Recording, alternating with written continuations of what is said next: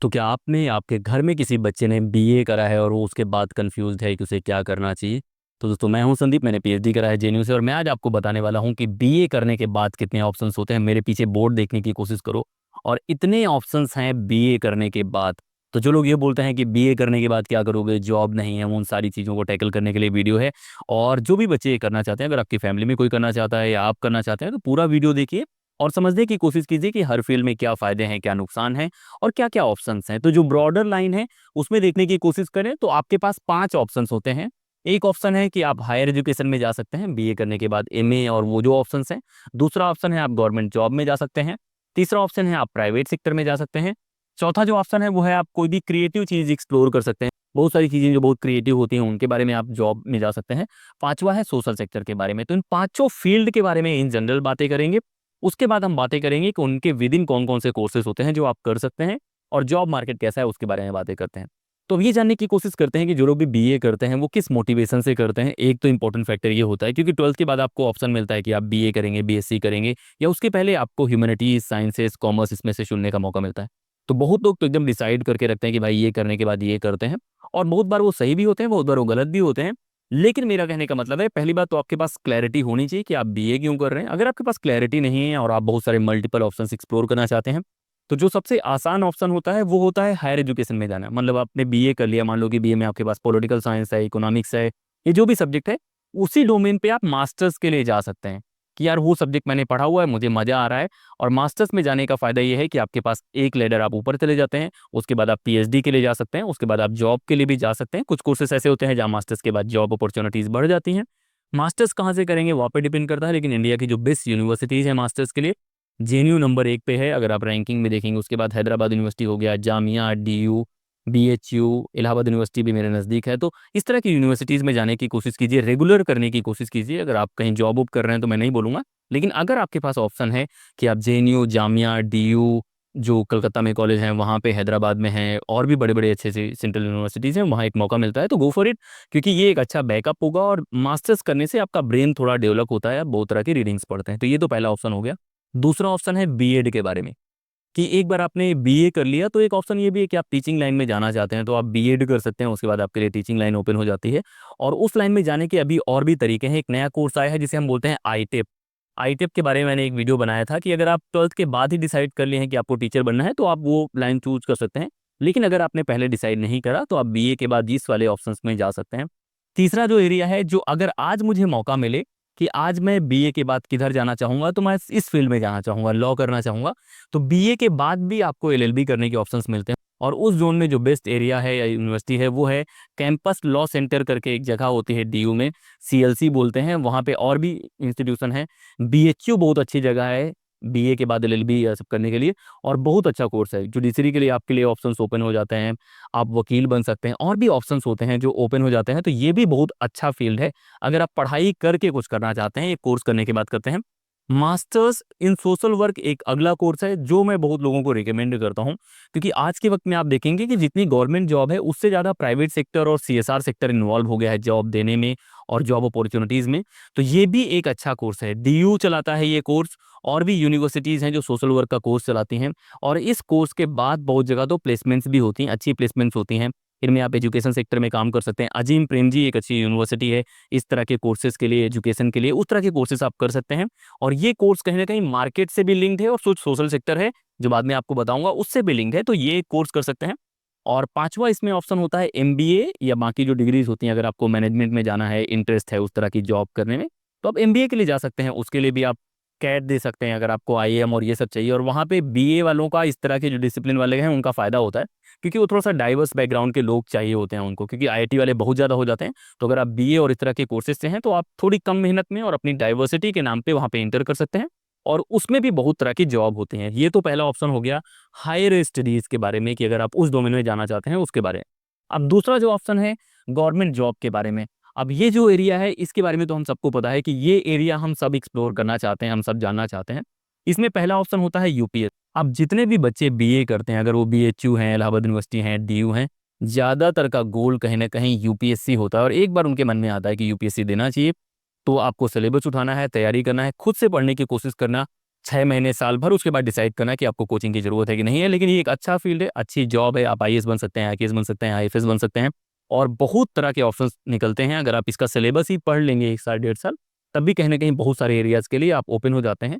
दूसरा ऑप्शन है state PCS के बारे में, कि अगर आपको लग रहा है कि यूपीएससी के जो पेपर्स आ रहे हैं वो आपके लिए नहीं हैं, या ट्राई करने पे लग रहा है कि यार ये थोड़ा-सा ज़्यादा कॉम्प्लेक्स है, ज़्यादा कॉन्फिडेंस डिमांड करता है, नए तरीके की पढ़ाई डिमांड करता है, तो आप स्टेट पीसीएस में आ सकते हैं। अच्छी जॉब है, आपको अपने स्टेट में काम करना पड़ेगा। बहुत बार यूपीएससी वाले जो लोग होते हैं, उनको वो पोस्ट नहीं मिलती, वो जगह नहीं मिलती जहाँ वो चाहते हैं।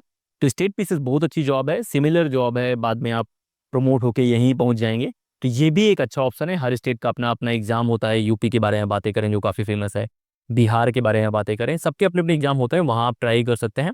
तीसरा एसएससी, सीजीएल या एसएससी का जो एग्ज़ाम होता है उसके बारे में सोच सकते हैं। ये सबसे ज़्यादा डिमांड में रहने वाला एग्ज़ाम है और इसको लेके लगातार कंट्रोवर्सीज़ बनी रहती है। तो इससे बहुत तरह की जॉब निकलती है, ब्यूरोक्रेसी का ये भी पार्ट बनते हैं।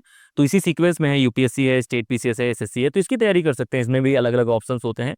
चौथा ऑप्शन होता है बैंकिंग एग्ज़ाम्स के बारे में, कि अगर आपको बैंक के एग्ज़ाम ईज़ी लगते हैं, जो चीज़ें उसमें पूछी जाती हैं वो आपको आसान लगती हैं, तो आप इधर भी एक्सप्लोर कर सकते हैं। जॉब बहुत अच्छी है, टाइमिंग अच्छी है और अच्छा पेमेंट भी है इस जॉब में, तो वो आप देख सकते हैं। और डिफेंस और पुलिस सर्विसेज की जो बातें करें, जैसे एसआई का एग्जाम है, इस तरह के एग्जाम होते हैं। डिफेंस में अगर हम बात करें तो एनडीए का तो 12th के बाद हो जाता है, सीडीएस के माध्यम से आप डिफेंस में जा सकते हैं। तो ये तो बेसिक बातें हो गई कि अगर आपको गवर्नमेंट सेक्टर में जॉब करना है तब कौन कौन से ऑप्शंस आप एक्सप्लोर करेंगे। फिर आता है कि प्राइवेट सेक्टर में, मान लीजिए आपने बीए करा, आपका मन नहीं कर रहा है हायर एजुकेशन करने का, आपका मन नहीं कर रहा है एग्जाम की तैयारी करने का, तब आप इस डोमेन को एक्सप्लोर कर सकते हैं। यहाँ पे एचआर वाली जो जॉब होती है, बहुत बार एमबीए करके लोग करने की कोशिश करते हैं, बहुत बार ऐसे भी कुछ जगह पे आप देखेंगे तो इस काम के लिए लोग लग जाते हैं। अब उसके बाद बातें करें तो डिजिटल मार्केटिंग का एक ऑप्शन होता है। आज के वक्त में ये बहुत इंपॉर्टेंट है, मतलब आज कोई भी काम आप करना चाहते हैं, बिना यूट्यूब, बिना इंस्टाग्राम और बाकी प्लेटफॉर्म्स पे प्रमोट करे आपका बिजनेस नहीं चलेगा। तो इसमें भी बहुत तरह की जॉब होती हैं, रील्स बनाने से लेके जितना होता है, बहुत लोग इस फील्ड में जॉब कर रहे हैं।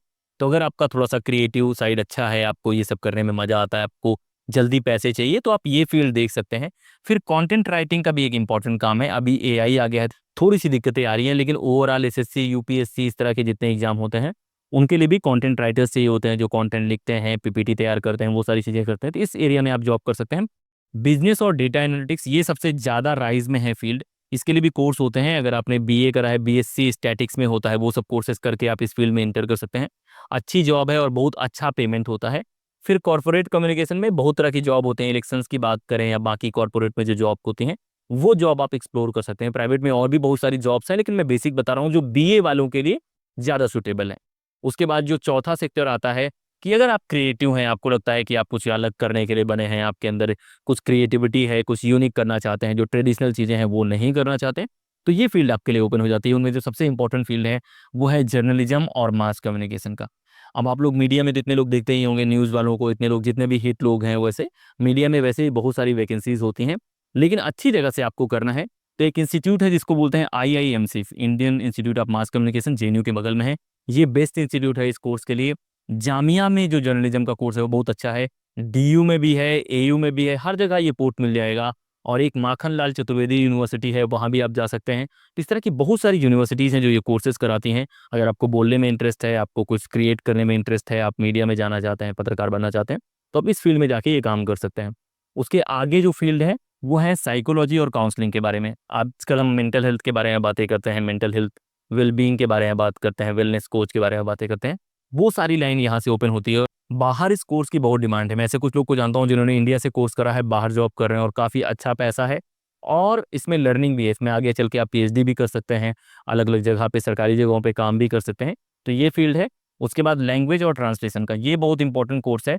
राजभाषा अधिकारी का अगर आपने पोस्ट सुना होगा, वो यहाँ से ओपन होता है और बहुत सारी जो कंपनीज़ होती हैं, उनको ट्रांसलेशन वाले चाहिए होते हैं। तो अगर आपको फॉरेन लैंग्वेज सीखना है, तो उस कोर्स में भी जा सकते हैं बीए वाले में, या आपको ट्रांसलेशन वाले काम आते हैं, सीखना है, तो उसके लिए भी आप जा सकते हैं। और ये भी इंटरेस्टिंग काम है, फ्रीलांस काम बहुत बार मिल जाता है, आप घर में बैठे काम कर लेते हैं या एजेंसीज़ के साथ आप काम कर सकते हैं, कंपनी के साथ काम कर सकते हैं। डिज़ाइन, फ़िल्म और आर्ट्स, ये बहुत इंपॉर्टेंट है। मूवीज़ आप सब देखते होंगे, लेकिन मूवीज़ बनती कैसे हैं? उसके भी बहुत सारे इंस्टीट्यूट हैं। एक इंस्टीट्यूट है फ़िल्म एंड टेलीविज़न इंस्टीट्यूट करके है पुणे में, कलकत्ता में भी इसी तरह का है। ऐसे बहुत सारे इंस्टीट्यूट हैं जो इस तरह की चीज़ें सिखाते हैं, गवर्नमेंट में कुछ हैं। तो आपको फ़िल्म मेकिंग में इंटरेस्ट है, आर्ट्स में इंटरेस्ट है, डिज़ाइन में इंटरेस्ट है, तो आप ये फ़ील्ड एक्सप्लोर कर सकते हैं। और निफ्ट के बारे में आप सबने सुना होगा, तो वो भी आप कनेक्ट कर सकते हैं। लेकिन ये भी एक इंपॉर्टेंट फील्ड है जहाँ आप जा सकते हैं। उसके बाद अगर आपको ट्रैवल करना पसंद है, मूव करना पसंद है, तो इस फील्ड में भी जॉब है। और थोड़ी अलग जॉब होती है, वो ट्रेडिशनल जॉब जैसा नहीं होता। आप टूर गाइड के तौर पे वर्क करते हैं, अलग अलग तरीके से वर्क करते हैं। तो अपनी जो पसंद है उसके हिसाब से आप डिसाइड कर सकते हैं। उसके बाद जो लास्ट कॉलम है कि मान लीजिए आपका ये हायर एजुकेशन में जाने का मन नहीं है, गवर्नमेंट सेक्टर में जॉब करने का मन नहीं है, प्राइवेट में जॉब करने का मन नहीं है, और ये सब की करने का आपका मन नहीं कर रहा है। आपको जॉब चाहिए लेकिन वो कॉर्पोरेट जैसे नहीं होनी चाहिए, थोड़ा सा इंटरेस्टिंग होना चाहिए, सोशल सेक्टर की होनी चाहिए। तो सोशल सेक्टर में भी बहुत तरह की जॉब होती हैं जो हम मास्टर्स इन सोशल वर्क या एमए डेवलपमेंट स्टडीज़ करने के बाद करते हैं। बहुत सारे ग्रुप हैं जो इस तरह की जॉब देते हैं, अलग अलग प्राइवेट सेक्टर्स के बहुत सारे ग्रुप हैं जो गवर्नमेंट के साथ वर्क करते हैं, चाहे वीमेंस के बारे में हो, एजुकेशन के बारे में हो, इन्वायरमेंट के बारे में हो, और उन सब में ये इंपॉर्टेंट हो जाता है। फिर उसके बाद पॉलिसी रिसर्च बहुत इंपॉर्टेंट कोर्स है। यहाँ के इंडिया के बहुत सारे लोग बाहर से जाके पॉलिसी रिसर्च पे कोर्स करके आते हैं। अब आप सोचने की कोशिश करो कि पार्लियामेंट के अंदर बहुत सारी डिबेट्स, तो जो एमपी होते हैं वही लोग स्पीच नहीं लिखते हैं, वही लोग रिसर्च नहीं करते हैं। तो ये सब कौन करता है, वो इस कोर्स से ओपन होता है। अगर आप एमए पॉलिटिकल साइंस करते हैं, पीएचडी पॉलिटिकल साइंस करते हैं, तब भी इस फील्ड में आ सकते हैं। एमए पॉलिटिकल साइंस के थ्रू भी इधर आ सकते हैं, या आप पब्लिक पॉलिसी में अलग से एमए करके यहाँ आ सकते हैं। उसके लिए भी ये कोर्सेज कुछ यूनिवर्सिटीज़ में ऑफर हो रहे हैं, सारी यूनिवर्सिटीज़ में नहीं है, लेकिन विदेश में ये सब कोर्सेज बहुत जगह ऑफर हो रहे हैं जो लोग करते हैं। और इस फील्ड में जॉब बहुत अच्छी है। रिसर्चर के तौर पे बहुत सारे प्राइवेट ग्रुप्स हैं, वहाँ भी आप जॉब कर सकते हैं। उसके बाद कुछ ग्रास रूट प्रोग्राम्स होते हैं, वहाँ भी आप जॉब सर्च कर सकते हैं। जो पंचायती राज में काम कर रहे हैं, हेल्थ पे काम कर रहे हैं, वहाँ भी आप जॉब सर्च कर सकते हैं। और एक फेलोशिप वाला ऑप्शन बहुत होता है आज के वक्त में। जो भी बीए के बाद डायरेक्ट फेलोशिप में जाना चाहते हैं वहाँ जा सकते हैं, क्योंकि इससे बहुत तरह की जॉब के ऑप्शन ओपन हो जाते हैं। गांधी फेलोशिप, गोंड fellowship, teach for India, Azim Premji, ऐसे बहुत सारे नाम हैं जहाँ आप फेलोशिप कर सकते हैं। 20 से 25 30 हज़ार रुपये आपको देते हैं मंथली, आपको काम सिखाते हैं, आप काम करते हैं, उसका एक्सपीरियंस मिलने के बाद आपका ग्रोथ भी काफ़ी अच्छा है और ये फील्ड ओपन हो जाता है आपके लिए। तो ये कर सकते हैं आप। और अगर आपको बहुत इंटरेस्ट है, आपको खुद पे भरोसा है, तो आप खुद का कुछ स्टार्टअप या कुछ शुरू कर सकते हैं। जैसे हम लोग अभी यूट्यूब और ये सब बनाने की कोशिश कर रहे हैं। तो ये ओवरऑल ऑप्शंस हैं बीए के लिए। जो लोग कहते हैं बीए के बाद क्या करोगे, उनको ले जाके दिखा देना कि कितनी चीज़ें मैंने बता दी। लगभग 25 बातें हैं जो यहाँ पे हैं, और इसके अलावा भी कम से कम 25 30 चीज़ें हैं जो आप लोग कर सकते हैं। तो आपको डरना नहीं है। कभी भी आप बीए करते हैं, बीएससी करते हैं, कोई भी हैं, हर तरह के लोगों की ज़रूरत होती है। आपके आसपास हर तरह के लोग होंगे। तो ये सब कोर्सेस हैं जिनके बारे में आपको जानकारी होनी चाहिए, और इनके बारे में और भी डिटेल से मैं वीडियो बना दूंगा। अगर आप लोग डिमांड करेंगे कि इनमें से कौन सा फील्ड है जिसके बारे में और अच्छे से जानना चाहते हैं, उस तरह के बहुत सारे वीडियोस हम लाने की कोशिश करेंगे और उनको कंपेयर करने की कोशिश करेंगे। और इनमें से 25 में 25 ऑप्शंस के बारे में 15-15 20-20 मिनट की वीडियो बनाई जा सकती है, और वो हम बनाने की कोशिश करेंगे। लेकिन ये वीडियो चलेगा तब। तो ज़्यादा से ज़्यादा लोगों से शेयर करो, फैलाने की कोशिश करो, ताकि लोगों को ये लगे कि बीए के बाद बहुत सारे ऑप्शंस हैं। और इसी तरह के वीडियोस हम लोग लाते रहेंगे। आपका काम है टेलीग्राम पे जुड़ना, इंस्टाग्राम पे जुड़ना, और वीडियो को ज़्यादा से ज़्यादा शेयर करना। इस वीडियो में इतना ही।